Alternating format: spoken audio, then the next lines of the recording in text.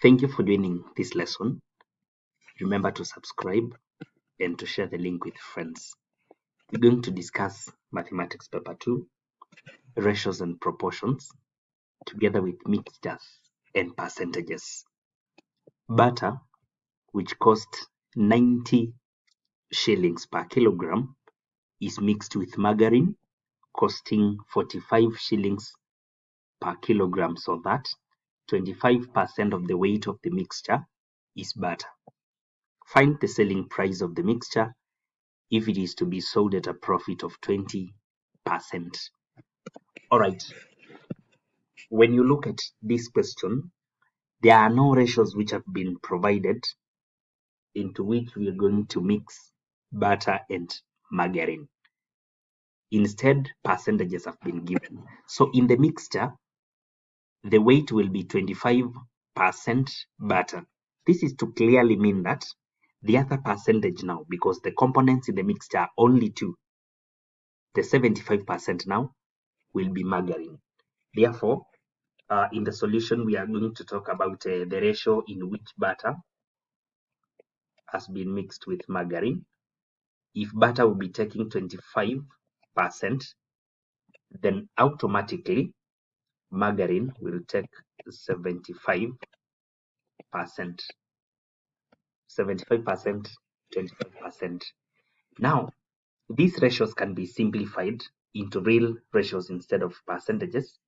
Now we will say this takes 25 and this takes 75 proportions, which can simplify to 1:3.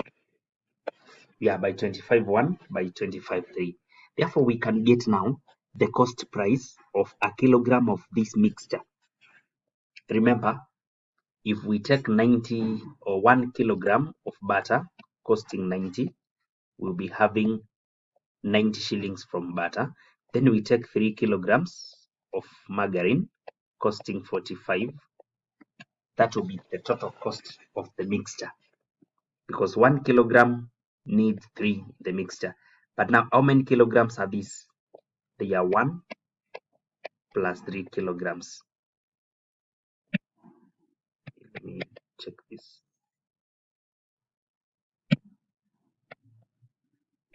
Yeah, so we have 1 plus 3 kilograms. This to tell that 90